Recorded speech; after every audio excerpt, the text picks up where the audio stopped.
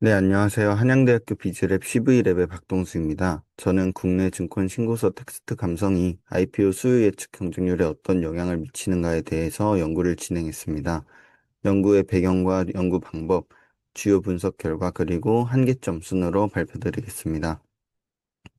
상장 초기의 IPO 주식에서는 행동 편의에 영향을 받은 개인 투자자의 투자 행태가 나타나기도 합니다.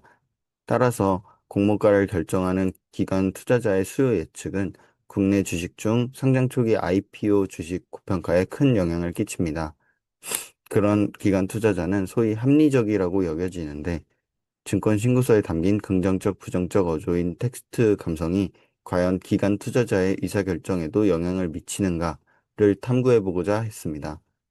선행 연구에서는 주로 재무 정보나 기업 특성 같은 계량적 요소 위주로 분석하였고, 기관 투자자의 투자 의사 결정에 대한 상이한 결론이 존재하였습니다. 분석은 순차적으로 진행하였습니다. 우선 IPO 정보와 보고서 아이디를 크롤링했습니다. 38 커뮤니케이션에서 기업명과 공모가, 경쟁률 같은 기초 정보를 수집하고 다트 오픈 API를 활용해 각 공모 기업의 원본 증권신고서 텍스트를 확보했습니다. 이때 전에 확보한 보고서 아이디를 기반으로 증권신고서 원본 XML을 매칭하여 다운로드한 것입니다. 그 이후 텍스트 분석을 위해 두 부분인 투자 위험 요소와 인수인의 의견 섹션을 분리해 정제 작업을 진행하였습니다. 정제된 텍스트는 금융 분야에 특화된 한국어 모델인 KR 핀버트로 분석했습니다. 이 모델을 통해 긍정, 부정 점수를 추출했으며 이후 종속 변수로 기간 경쟁률을 두고 선형 회귀 분석을 수행했습니다. 이때 텍스트 감성에 순수한 영향을 보기 위해서 로그 자산 규모, 로그 매출 총이익, 순부채 비율, ROA 같은 통제 변수를 함께 사용했습니다. 또한 긍정과 부정, 긍정 마이너스 부정인 톤, 세 가지 간의 상호 연관성이 존재할 가능성을 고려하여 각각의 감성 변수를 독립 변수로 따로 분리해 개별적으로 분석을 수행하였습니다. 2020년 이후 상장한 316개 기업을 분석한 결과입니다. 가장 주목할 부분은 증권 신고서 텍스트의 긍정적 어조가 유의하게 기관 경쟁률 증가에 영향을 준다는 점입니다. 반대로 부정 점수와 톤 점수는 유의하지 않았습니다. 결과적으로 긍정적 어조만 기관의 투자 결정에 영향을 준다는 점이 본 연구의 핵심 결론입니다.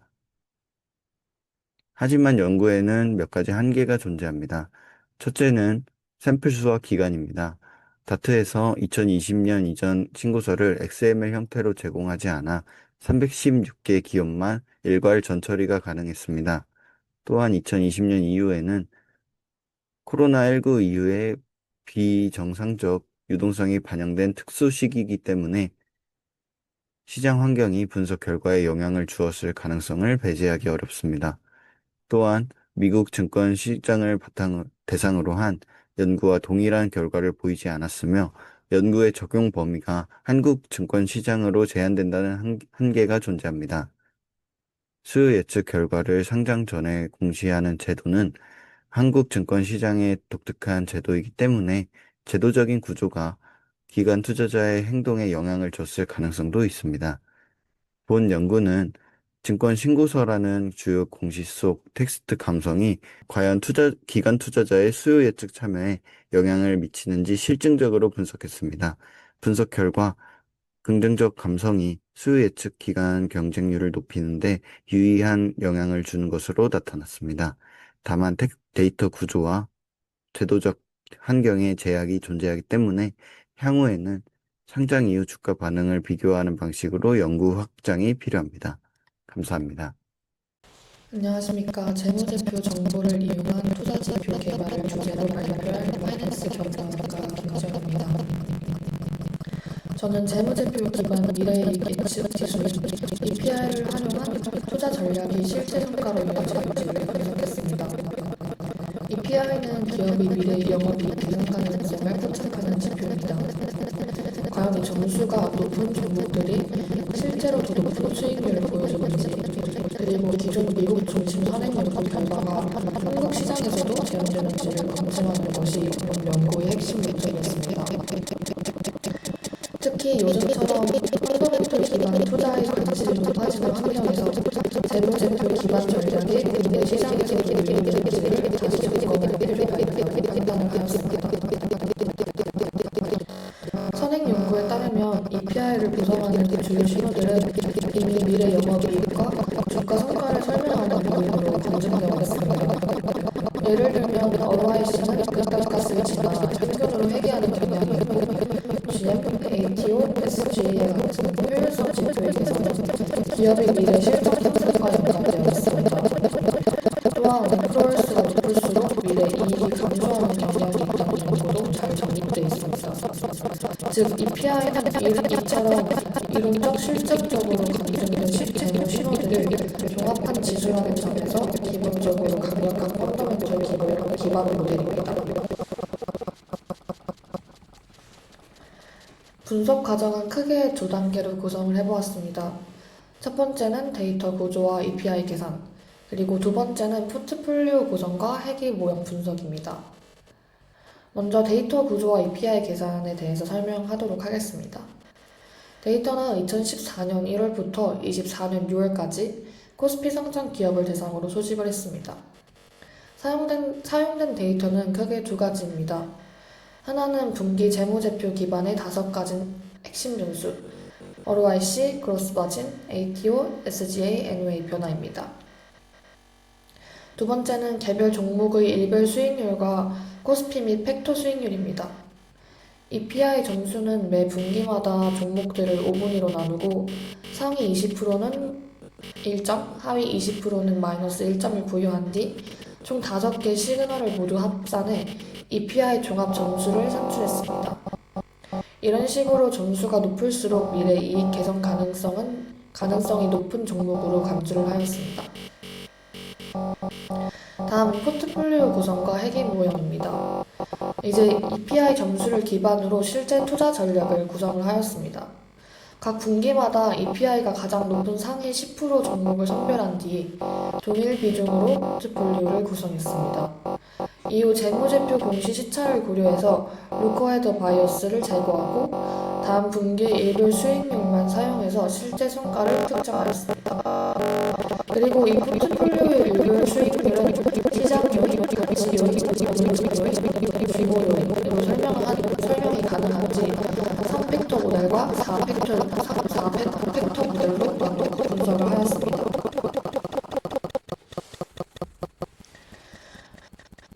누적 수익률 성과는 다음과 같이 나왔습니다. 그래프에서 보시다시피 EPI 상위 포트폴리오는 전체 기간 동안 코스피를 명확하게 상회했습니다. 특히 2016년부터 21년 구간에서 펀더멘털 개선 종목 비중 확대에 따라서 초과 수익이 더 두드러졌습니다.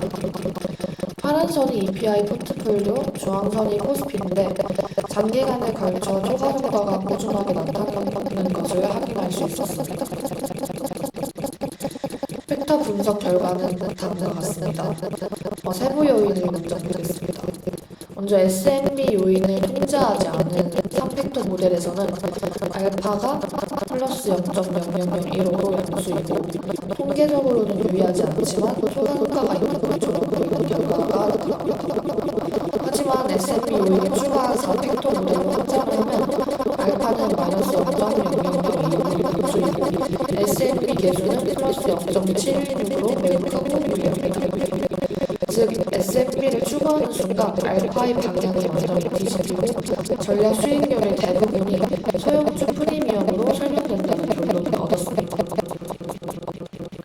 종합적으로 보면 EPI 전략은 본질적으로 좋은 소형주를 골라내는 전략의 특성이 강합니다. 이는 동일 비중 포트폴리오 구조, 분기별 신호의 특성, 그리고 국내 시장의 시가총액 분포등이 복합적으로 작용하며 소형주 비중이 자연스럽게 높아졌기 때문입니다. 따라서 EPI 그 자체의 독립적 알파보다는 소형주 프리미엄의 기여도가 더 컸다고 가정할 수 있습니다. 마지막으로 본 연구의 한계점에 대해서 설명을 하도록 하겠습니다. 먼저 2024년 6월까지 데이터를 사용했기 때문에 최근 24월 25일 대형주 중심의 시장 논리를 반영하지 못했습니다. 따라서 시장 금리에 따라 전략 효과가 달라질 수 있다는 한계점을 가지고 있습니다. 둘째, 동일 비중 포트폴리오 구조로 인해 소형주 비중이 과도하게 증가했습니다. 이 때문에 S&P 요인의 영향이 확대되어 전략의 해석에 왜곡을 유발할 가능성이 있습니다. 마지막으로 본 연구에서는 5개의 핵심 시그널만 사용했기 때문에 향후 추가적인 비제로 지표나 가격 기반 신호를 결합하여 EPI 확장 모델을 개발할 수 있을 것으로 보입니다. 이상으로 재무제표 기반 투자 지표인 EPI가 한국 시장에 유효하게 작용하는지, 그리고 그 성과가 어떤 요인에서 기인하는지 분석한 결과를 발표했습니다. 들어주셔서 감사합니다.